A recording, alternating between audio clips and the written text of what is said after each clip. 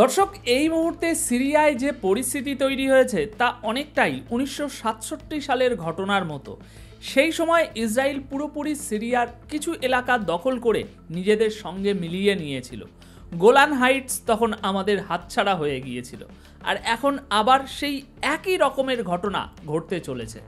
দর্শক, এই মুহূর্তে সিরিয়ায় গৃহযুদ্ধের পরিস্থিতি প্রায় শুরু হয়ে গেছে, আর ইসরায়েলের কি দারুণ পরিকল্পনা, ভাবলেও অবাক লাগে। এমন পরিকল্পনা শয়তানকেও লজ্জা দিতে পারে। বর্তমানে সিরিয়ায় পুরোদমে গৃহযুদ্ধের পরিবেশ তৈরি হয়ে গেছে। দেখুন, একটি সম্প্রদায় আছে ড্রুজ কমিউনিটি নামে পরিচিত। তারা মূলত সিরিয়ায় বসবাস করে।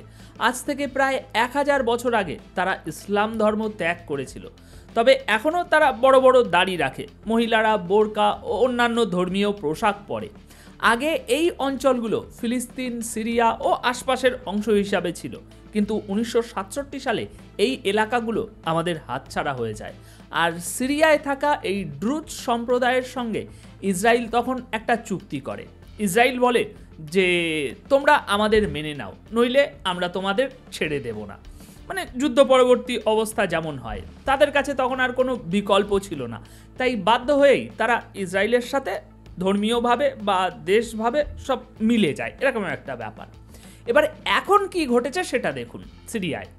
দর্শক, আজ এমন একটি ঘটনা ঘটেছে, ইসরায়েল ড্রুজ সম্প্রদায় আর বেদুইন গোত্রগুলোর, মানে বাদ্দু কাবিলা যেটা বলে, তাদের মধ্যে সংঘর্ষ লাগিয়ে দিয়েছে। ঘটনা ছিল কিছুটা এমন: একজনকে অপহরণ করা হয়, তারপর এক সম্প্রদায় আর এক সম্প্রদায়ের লোকজনকে তুলে নিয়ে যায়, আর এই ঘটনাকে কেন্দ্র করে তাদের মধ্যে মারামারি ও তুমুল সংঘর্ষ শুরু হয়ে যায়। আর তারপর আহমেদ সারা, যিনি জোলানি গোষ্ঠীর নেতা, যে বর্তমানে সিরিয়া শাসন করছে, তিনি তার সেনাবাহিনী পাঠিয়ে দেন ওই ড্রুজ সম্প্রদায় এলাকায়। তাদের নিজস্ব অস্ত্র, যোদ্ধা সব পাঠানো হয়, যাতে ঝামেলা তাড়াতাড়ি শান্ত হয়। এবার এখানে লক্ষ্য করুন, এটি ছিল নিজেদের মধ্যে একটা লড়াই। এখন হোক সেটা বাইরে থেকে উস্কানো বা ইসরায়েল দ্বারা পরিচালিত, কিন্তু আসল ঘটনা হলো দুই পক্ষ নিজেদের মধ্যেই লড়াইয়ে জড়িয়ে পড়ে। আর এরপর কি হয়? এই লড়াই এতটাই ভয়াবহ রূপ নেয় যে ইসরায়েল সরাসরি হস্তক্ষেপ করে। ইসরায়েল সেখানে হামলা চালাতে শুরু করে। কাদের উপরে? জোলানি গোষ্ঠীর উপরে তারা আক্রমণ শুরু করে। তবে ইসরায়েল এখানে কি বলছে সেটা শুনুন। তারা বলছে, আমরা ড্রুজ সম্প্রদায়কে এখানে রক্ষা করতে এসেছি। মানে ভেবে দেখুন, এখন পরিস্থিতি এমন হয়েছে যে সিরিয়ায় এক চরম গৃহযুদ্ধের পরিবেশ সৃষ্টি করেছে ইসরায়েল।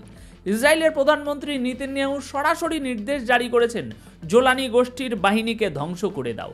আর এই নির্দেশের পরপরই ড্রোন হামলা চালানো শুরু হয়, আক্রমণ শুরু হয়। বুঝতে পারছেন আপনি? আপনারা জানেন জোলানি কে ছিল? সে আগে আল কায়দার সদস্য ছিল। একসময় পুরো আল কায়দা সেই চালাতো। পরে তাকে সামনে এনে পরিচ্ছন্নভাবে ধুয়ে মুছে উপস্থাপন করা হয়েছে। এখন ইসরায়েল সেই এলাকাটাই দখল করতে চলেছে, যেখানে এই ড্রুজ সম্প্রদায় বাস করে। কয়েকদিনের মধ্যেই ওরা সেখানে তুমুল পরিমাণে ফুল ফ্লেজ গৃহযুদ্ধ বাঁধিয়ে দেবে, এই পরিকল্পনা করা হয়েছে। জোলানি বাহিনী, ড্রুজ সম্প্রদায় সবাই মিলে সিদ্ধান্ত নেয়, আমরা আর যুদ্ধ করব না, মানে এই যে লড়াইটা বেঁধেছে এটা আর করব না, আমরা এখানেই থেমে যাচ্ছি। কিন্তু তখনই ইসরায়েল লাফিয়ে পড়ে এর মধ্যে। তারা বলে, না না, আমরা তো যুদ্ধ করবই। এবং তখন থেকেই এই যে ঝামেলাটা ছিল নিজেদের মধ্যে, সেটা আরও বড় পরিসরে শুরু হয়ে যায়। তাহলে এখানে ইসরায়েলের পরিকল্পনা কি? দর্শক, পরিকল্পনা একটাই, প্রথমে আমি হামলা চালাবো, তারপর তাদের কাছ থেকে এলাকা কেড়ে নেব। তো দর্শক, এই হচ্ছে বর্তমান পরিস্থিতি। একেবারে পুরোপুরি গৃহযুদ্ধের অবস্থা তৈরি হয়েছে সিরিয়ায়।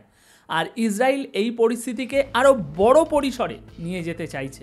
ইসরায়েল চাইছে ড্রুজ সম্প্রদায়ের উপরে হামলা হোক, তারপর ওরা নিজেদের সেনা পাঠিয়ে দিক সিরিয়ার ভিতরে। ওখানে গিয়ে সরাসরি জোলানির বাহিনীর সঙ্গে যুদ্ধ করবে। উপরে আকাশপথ থেকেও ইসরায়েল হামলা চালাবে, আর যেখানে যেখানে তারা পৌঁছাবে সেই এলাকাগুলো দখল করে নেবে, নিজেদের নিয়ন্ত্রণেই নিয়ে নেবে। এখন এটাই তাদের চূড়ান্ত লক্ষ্য। অর্থাৎ সিরিয়ায় যে অঞ্চলটা আছে সেটা এখন ইসরায়েলের দখলে চলে আসবে। তারা সিরিয়ার আরও এলাকা দখল করে নেবে।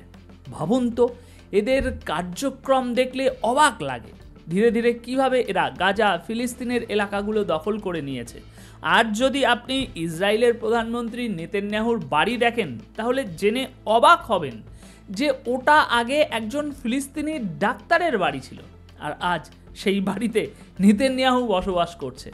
তাহলে এই জায়গায় এসে থামবে কি ওরা? প্রশ্নই আসে না। লেবানন হাত থেকে এবার যাবে, এরপর ওরা তুরস্কের দিকে এগোবে। ওরা চায় সিরিয়াকে মোটামুটি 3-4টে ভাগে ভাগ করে ফেলতে, আস্তে আস্তে একটা একটা করে অংশ দখল নেবে, তারপর সেখান থেকে ইরাকের দিকে এগোবে। দর্শক, এখন যা চলছে, জোলানিকে বলা হয়েছে তুমি ইসরায়েলকে স্বীকার করে নাও, আর বদলে ইসরায়েল তোমার জন্য কিছু করবে, তবে তোমাকে তোমার দেশের অনেক এলাকা ছেড়ে দিতে হবে। এখন ভাবুন কি অদ্ভুত পরিস্থিতি, জোলানিকে স্বীকার করে নিচ্ছে সারা দুনিয়া, এটা করানো হচ্ছে। এমনকি জোলানির উপরে যে পুরস্কার ঘোষণা করা হয়েছিল সেটাও তুলে নেওয়া হয়েছে। ওকে যে সন্ত্রাসবাদী হিসাবে ঘোষণা করা হয়েছিল সেটা এখন মুছে ফেলা হয়েছে। মানে তার নামে যত সন্ত্রাসবাদী তকমা ছিল সব কিছু পিছনে টেনে নেওয়া হয়েছে। আর এই সবের মধ্যেই সিরিয়ার ভিতরে গৃহযুদ্ধ শুরু করে দিয়েছে তারা, যেন তারা আরও সামনে এগোতে পারে। তাই আজ যদি এই আগ্রাসন কোনোভাবে থেমে যায় তাহলে কাল আবার শুরু হবে। মানে এটা থামার মতো কোনো বিষয়ই না। তো দর্শক, এই হচ্ছে সিরিয়ার বর্তমান অবস্থা।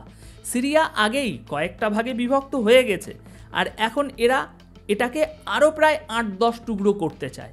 আর এই টুকরোগুলোর মধ্যে অন্তত 4-5টা অংশ ইসরায়েল এক্ষুনি নিজেদের দখলে নিতে চায়, বাকিগুলো এদিক ওদিক ছড়িয়ে পড়ুক, আর সময়ের সঙ্গে সঙ্গে বাকি অংশগুলোও যেন ওরা কেড়ে নিতে পারে, এটাই ওদের মূল লক্ষ্য। তারপর যখন সিরিয়ার এলাকাগুলো নিজের হাতে নিয়ে নেবে তখন ওরা তুরস্কের দিকে এগোবে, কারণ আপনারা জানেন তুরস্ক সীমানায় পড়ে। তাই ওদের এখন এমন একটা পথ দরকার যেটা দিয়ে ওরা সহজে তুরস্কে ঢুকতে পারে এবং সেখানে গিয়ে হামলা চালাতে পারে। এই মুহূর্তে পরিস্থিতি এতটাই ভয়াবহ এক মোড়ে পৌঁছে গেছে আপনি কল্পনাও করতে পারবেন না। সিরিয়া ধীরে ধীরে আমাদের হাত থেকে বেরিয়ে যাচ্ছে। ওরা আবারও সিরিয়ার ভিতরে গৃহযুদ্ধ লাগিয়ে দেবে। দেখুন, সিরিয়ার না কোনো এয়ারফোর্স আছে, না কোনো শক্তিশালী সেনাবাহিনী, আর সবচেয়ে বড় কথা হচ্ছে সিরিয়ার ভিতরে এতগুলো ভাগ বিভাগ আছে যে এক দলকে আরেক দলের সঙ্গে লড়িয়ে ওদের একে অপরকে শেষ করে দেয়া হবে। তারপর যখন অবস্থা পুরোপুরি দুর্বল হয়ে যাবে তখন পরিকল্পনা হচ্ছে ওদের উপরে বোমা বর্ষণ করে করে এলাকাগুলো দখল করে নেওয়া। গোলান হাইটস সহ 1967 সালের পরে যেসব অঞ্চল হারিয়েছিল সেগুলো আবার নিজেদের নিয়ন্ত্রণে নেওয়া, এটাই হচ্ছে আসল উদ্দেশ্য। আর এরপরের ইসরায়েলের লক্ষ্য হবে ইরানের দিকে এগোনো। ইসরায়েলের চাওয়া একটাই, এই অঞ্চলগুলো আমার দখলে আসুক, এরপর এখান থেকে আমি তেল সম্পদ সব কিছু আমার দখলে নেব। আর এটা করার জন্য তারা মুসলমানদের মধ্যে ভেদাভেদ তৈরি করে ফেলেছে, বিভক্ত করে দিয়েছে এবং সেই বিভাজন থেকেই ধ্বংস ডেকে আনছে। সবাইকে রক্ত পিপাসু করে তুলেছে, ভিন্ন ভিন্ন গ্রুপ তৈরি করেছে, আর সেই গ্রুপগুলোকে একে অপরের সঙ্গে লড়িয়ে দিচ্ছে। তার উপর আবার ইসরায়েল উপর থেকে হামলা চালাচ্ছে।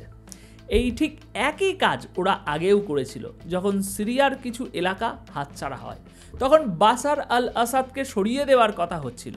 তাই এই ঘটনা নতুন কিছু নয়, কয়েক মাস আগের কথা। আজ অবধি সেই অঞ্চলগুলো আর ফেরত আনা যায়নি। এই মুহূর্তে সবচেয়ে বড় বিপদ কি জানেন? একটা পূর্ণাঙ্গ ধ্বংসের দৃশ্য আঁকা হচ্ছে। এবার ওরা লেবাননের দিকে যাবে, ইরানের উপর আক্রমণ করার জন্য পুরো পরিকল্পনা তৈরি। নেতানিয়াহু বলছে এখনই সঠিক সময়, এর চেয়ে ভালো সুযোগ আর পাবে না। এখন ওরা সিরিয়ার দখলের দিকে এগোচ্ছে, আর এখনকার পরিস্থিতি দেখে মনে হচ্ছে সিরিয়ার একটা বিশাল অংশ ইসরায়েলের দখলে চলে যাবে। তো দর্শক, আপাতত মিডল ইস্ট স্পেশাল এই প্রতিবেদন এখানেই শেষ করছি। অপেক্ষা করুন আমাদের পরবর্তী আপডেটের জন্য। আর এই চ্যানেলটি সাবস্ক্রাইব না করে থাকলে তাহলে কি করছেন? অবশ্যই সাবস্ক্রাইব করে রাখুন।